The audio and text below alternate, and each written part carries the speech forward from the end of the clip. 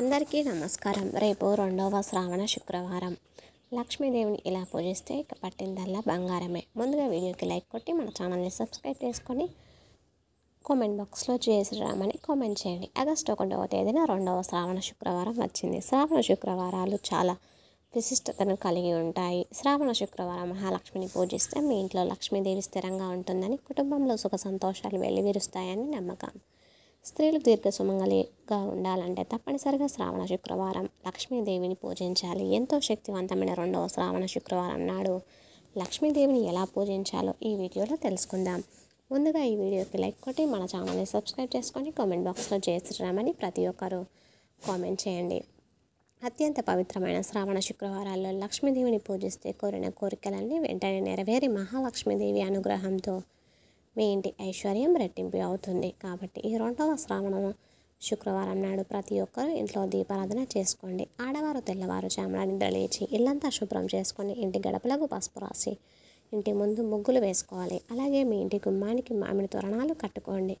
కలకల్లాడుతున్న గుమ్మాన్ని చూసే లక్ష్మీదేవి మీ ఇంట్లోకి వెంటనే అడుగు పెడుతూ ఉంటుంది. ప్రతి శ్రావణ శుక్రవారం నాడు అయితే ఇంటికి గడపలకు పసుపు రాసి కుంకుమ బొట్లు పెట్టి అలాంటి వారికి స్త్రీలకు దీర్ఘ సుమంగళి యోగం లభిస్తుంది.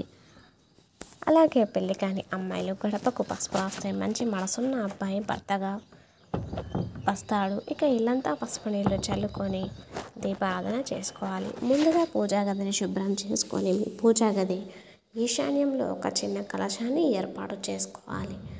కలశం ప్రతిష్ఠించడానికి ఒక రాగి చెంబు తీసుకొని పసుపు రాసి కుంకుమ బొట్లు పెట్టి కలశం కింద కొద్దిగా బియ్యం పోసి దానిపై కలశాన్ని పెట్టుకోవాలి. కలశంలో నీళ్లు పోసి కొద్దిగా పసుపు కుంకుమలు, రూపాయి నాణేలు, ఒక చామంతి పువ్వు, అలాగే పక్కలు వేసి కలశంపై మామిడి ఆకులు పెట్టి దానిపై కొబ్బరికాయను పెట్టుకోవాలి. కలశం పైన పెట్టే కొబ్బరికాయకి పసుపు రాసి కుంకుమ బొట్లు పెట్టాలి. ఈ శ్రావణ శుక్రవారాల్లో లక్ష్మీదేవిని పూజించే స్త్రీలు తప్పనిసరిగా పసుపు రంగు వస్త్రాలను ధరించాలని మన శాస్త్రాలు వివరిస్తున్నాయి. ఎందుకంటే శ్రీ సూక్తంలో మొదటి శ్లోకం ప్రకారం పసుపు రంగు వస్త్రాలు ధరించి ఆడవారు లక్ష్మీదేవిని పూజిస్తే ఆ ఇంట్లో వెంటనే లక్ష్మీదేవి అడుగు పెడుతుందని, ఇల్లంతా కనుక వర్షంతో నిండిపోతుందని నమ్మకం. లక్ష్మీదేవి పూజలో కలశాన్ని ఏర్పాటు చేసుకుంటే మీ పూజకు రెట్టింపు పుణ్య ఫలితం లభించి మీ పూజలన్నీ నేరుగా లక్ష్మీదేవి పాదాల చెంతకు చేరుతాయి. ఈ విధంగా కలశాన్ని ప్రతిష్ఠించి లక్ష్మీదేవిని అలంకరించుకోవాలి. ఇక దీపారాధన చేసే ముందు గణపతికి నమస్కారం చేసుకోవాలి. ఏ పూజ అయినా గణపతి పూజతోనే ప్రారంభించాలి. కాబట్టి గణపతికి నమస్కారం చేసుకొని ఓం గం గణపతాయే నమః అనే మంత్రాన్ని చదువుతూ పూజలో ఎలాంటి అడ్డంకులు ఏర్పడకుండా నిర్విఘ్నంగా పూజ పూర్తయ్యేలా ఆశీర్వదించమని గణపతిని వేడుకోవాలి.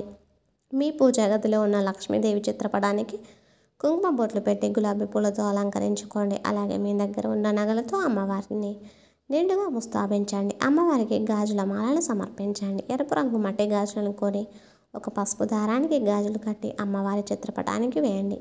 శ్రావణ శుక్రవారం పూజలో అమ్మవారిని ఎంత అందంగా అలంకరించుకుంటే అంత ఐశ్వర్యం మీ ఇంటికి కలిసి వస్తుంది. లక్ష్మీ అనుగ్రహం వెంటనే కలుగుతుంది. ఇక లక్ష్మీదేవికి తాంబూలం సమర్పించాలి. తమలపాకు పైన 2 అరటి పండ్లు, వక్కలు, ఒక పుష్పం, ఒక రూపాయి నాణెం, అలాగే ఒక జాకెట్ ముక్కను తాంబూలంగా అమ్మవారికి సమర్పించి ఇంట్లో దీపారాధన ప్రారంభించాలి. అయితే విశేషంగా శ్రావణ శుక్రవారం పూజలో 2 మట్టి దీపాలను వెలిగిస్తే చాలా మంచిది. దీపానికి కుంకుమ బొట్లు పెట్టి ఆవు నెయ్యి పోసి 5 ఒత్తులతో దీపారాధన చేయాలి.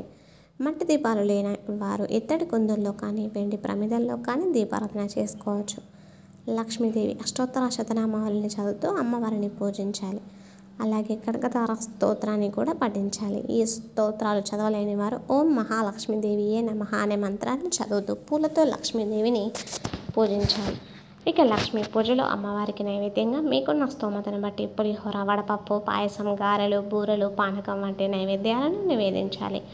ఇక చివరిగా కర్పూరం వెలిగించి అమ్మవారికి మంగళహారతిని సమర్పించి లక్ష్మీదేవికి నమస్కరించుకోవాలి.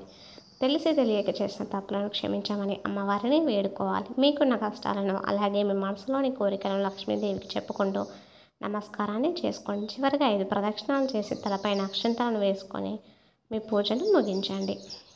అయితే శ్రావణ శుక్రవార పూజల్లో ముత్తైదులను ఇంటికి పిలిచి తాంబూలం సమర్పిస్తే చాలా మంచిది. కాబట్టి ఈ శ్రావణ శుక్రవారం నాడు మీకు వీలు కుదిరితే ముత్తైదులను మీ ఇంటికి పిలిచి కుంకుమ బొట్టు పెట్టి కాళ్ళకు పసుపు రాసి తాంబూలం సమర్పించి ఆశీర్వాదాన్ని తీసుకోవాలి. ఈ శ్రావణ శుక్రవారాల్లో మీ ఇంటికి ముత్తైదులను పిలిస్తే స్వయంగా ఇంట్లోకి లక్ష్మీదేవి అడుగుపెట్టినట్టే.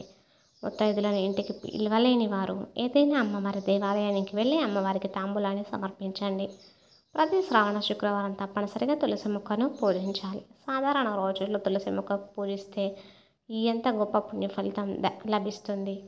అయితే ఈ శ్రావణ శుక్రవారాల్లో తులసి మొక్కను పూజిస్తే కోటి జన్మల పుణ్య ఫలితం లభించి ఈ సంవత్సరం అంతా లక్ష్మీదేవి ఆశీస్సులతో మీకు మీ కుటుంబానికి చాలా మంచి జరుగుతుంది.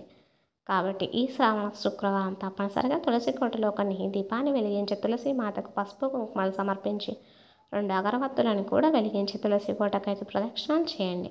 లక్ష్మీదేవి ఆశీర్వాదంతో పాటుగా విష్ణుమూర్తి ఆశీర్వాదం కూడా సంపూర్ణంగా లభిస్తుంది.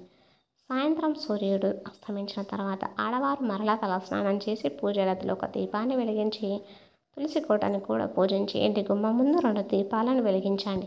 ప్రతి శ్రావణ శుక్రవారం సాయంత్రం సమయంలో ఇంటి గుమ్మం ముందు దీపాలు వెలిగిస్తే ఆ దీప కాంతుల్లో మీ ఇంట్లోకి లక్ష్మీదేవి ఆహ్వానిస్తుంది. మీ ఇంట్లో లక్ష్మీదేవి స్థిర నివాసం ఉంటుంది. ఇక మనలో చాలామంది విపరీతమైన ఆర్థిక సమస్యలతో ఇబ్బంది పడుతూ ఉంటారు. అలాంటి వారికి ఈ శ్రావణ శుక్రవారం ఒక గొప్ప అవకాశం. శ్రావణ శుక్రవారం నాడు ఐశ్వర్య దీపం వెలిగిస్తే ఆర్థిక సమస్యలన్నీ వెంటనే తొలగిపోయి తిన్నా తరగని ఐశ్వర్యం మీ ఇంటికి సిద్ధిస్తుంది.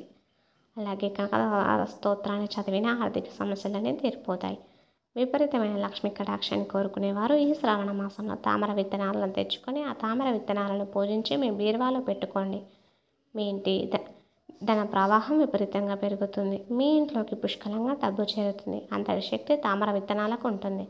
ఈ వీడియో మీకు నచ్చినట్లయితే ప్లీజ్ ఛానల్ని సబ్స్క్రైబ్ చేసుకొని కామెంట్ బాక్స్లో జయ శ్రీరామ్ అని తప్పకుండా కామెంట్ చేయండి. వీడియోకి లైక్ కొట్టి ప్రతి ఒక్కరూ ఇంతవరకు ఈ వీడియో చూసిన అందరికీ కూడా ధన్యవాదాలు.